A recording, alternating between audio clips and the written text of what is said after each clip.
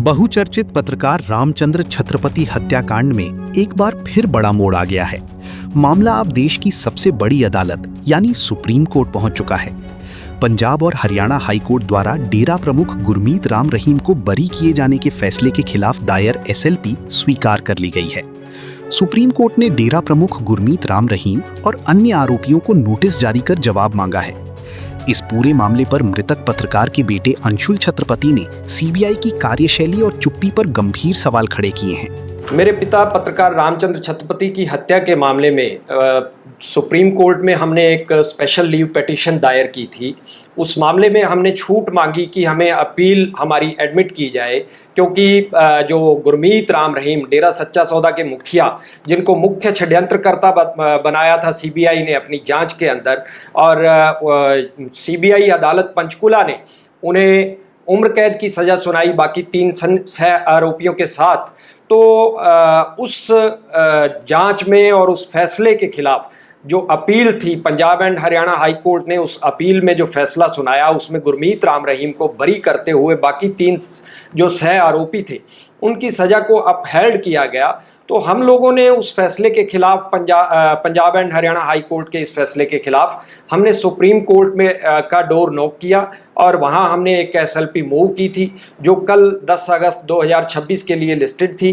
कल 10 अगस्त 2026 को माननीय सुप्रीम कोर्ट के chief justice Suryakant, justice Joymalya Bagchi और वी मोहाना, तीनों जजेस की पीठ ने इस मामले को सुना और उसमें ये पाया कि बिल्कुल इस मामले को इसमें हमारी अपील को एडमिट किया गया और हमें लीव ग्रांट किया गया और आरोपियों को जो रिस्पोंडेंट्स थे उनको नोटिस जारी किया गया।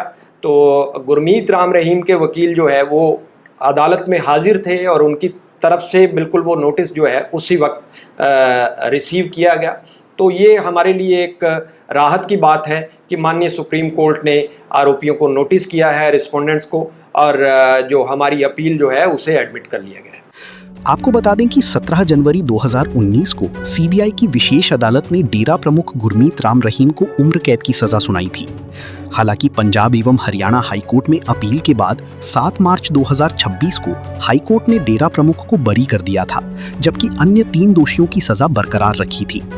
हाईकोर्ट के इस फैसले के खिलाफ अंशुल छत्रपति ने सुप्रीम कोर्ट का रुख किया, जहां उनकी विशेष अनुमति याचिका स्वीकार कर ली गई है। कोर्ट ने राम रहीम समेत अन्य पक्षों को नोटिस जारी कर दिया है। बिल्कुल आगे की लड़ाई सुप्रीम कोर्ट में लड़ी जाएगी। हम बिल्कुल इस बात के लिए हमने पुरजोर हमारा विरोध है कि Punjab and Haryana high court का जो फैसला था डेरा हेड और बाकी आरोपियों की अपीलों के ऊपर, वो फैसला कहीं भी जायज़ नहीं है। सीबीआई ने एक लंबी जांच की, उस जांच में सीबीआई ने मुख्य षड्यंत्रकर्ता बनाया डेरा सच्चा सौदा प्रमुख को। बाकी जो तीनों सह आरोपी थे, 2 शूटर जिन्होंने हमारे पिता पर गोलियां बरसाई और एक मैनेजर किशन लाल जिसका लाइसेंसी रिवॉल्वर था, जो लाइसेंसी रिवॉल्वर और जो वॉकी टॉकी सेट और बाकी सारी चीज़ें, सबूत और गवाह, वो बिल्कुल इस ओर इशारा करते थे कि डेरा सच्चा सौदा के मुखिया जो है वो इस साजिश में शामिल है। हाई कोर्ट ने इन सबूतों को, इन चीज़ों को नज़रअंदाज किया और इसी के खिलाफ हम लोगों ने माननीय सुप्रीम कोर्ट में ये मांग की है कि डेरा सच्चा सौदा के मुखिया को इस मामले में जो सीबीआई अदालत का फैसला था उसे बरकरार रखा जाए और उसे इस मामले में सज़ा सुनाई जाए। यहाँ मैं ये भी कहूँगा कि सीबीआई जो है वो हमारे देश की प्राइमरी जांच एजेंसी है। सीबीआई ने इस मामले को इन्वेस्टिगेट किया, सीबीआई इस मामले को यहाँ तक लेकर के गई। पंचकुला अदालत की तरफ से जो फैसले आए जिसमें सज़ा सुनाई गई, उसमें सीबीआई की एक कड़ी मेहनत, कड़ी जांच थी। उस सब के बावजूद जिस तरीके से Punjab and Haryana high court का फैसला आया, उस Punjab and Haryana high court के उस ऑर्डर में, उस जजमेंट में जिस तरीके से सीबीआई पर सवाल खड़े किए गए, सीबीआई की जांच पर सवाल खड़े किए गए, तो देश की प्राइमरी जांच एजेंसी की साख पर बिल्कुल एक बहुत बड़ा बट्टा है। इसलिए मेरा ये अनुरोध है देश की प्राइमरी जांच एजेंसी से और उनके निदेशक से कि आज तक इस मामले में सीबीआई नदारद है। सीबीआई को इस मामले में एसएलपी जल्द से जल्द मूव करनी चाहिए थी। हम जो कि इस मामले के कंप्लेनेंट हैं, हम आज सुप्रीम कोर्ट में खड़े हैं, जबकि इन केसेस की जो असल मालिक थी प्रोसिक्यूशन की तरफ से, स्टेट की तरफ से, सीबीआई, वो आज तक इस मामले में नदारद है।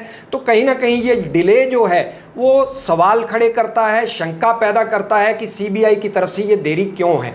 मुझे लगता है कि जल्द से जल्द सीबीआई को इस मामले के अंदर एसएलपी मूव करनी चाहिए, क्योंकि ये देश की प्राइमरी जांच एजेंसी की साख। मीडिया से बातचीत के दौरान अंशुल छत्रपति ने कहा कि सुप्रीम कोर्ट में राम रहीम के खिलाफ मजबूती से कानूनी लड़ाई लड़ी जाएगी। इसके साथ ही उन्होंने देश की सबसे बड़ी जांच एजेंसी सीबीआई पर भी तीखे सवाल दागे हैं। अंशुल ने पूछा कि आखिर सीबीआई ने हाईकोर्ट के फैसले के खिलाफ अब तक सुप्रीम कोर्ट में याचिका क्यों दाखिल नहीं की। हाईकोर्ट ने अपने फैसले में सीबीआई की जांच पर गंभीर सवाल खड़े किए थे, जिससे जांच एजेंसी की साख दांव पर लगी है। सिरसा से सतनाम सिंह, पंजाब केसरी टीवी। हमसे जुड़े रहने के लिए हमारे YouTube चैनल को सब्सक्राइब करें और नई वीडियो की नोटिफिकेशन के लिए बेल आइकॉन को दबाएं। अगर आप ये वीडियो Facebook पर देख रहे हैं तो लाइक जरूर करें और ज्यादा से ज्यादा शेयर करें। धन्यवाद।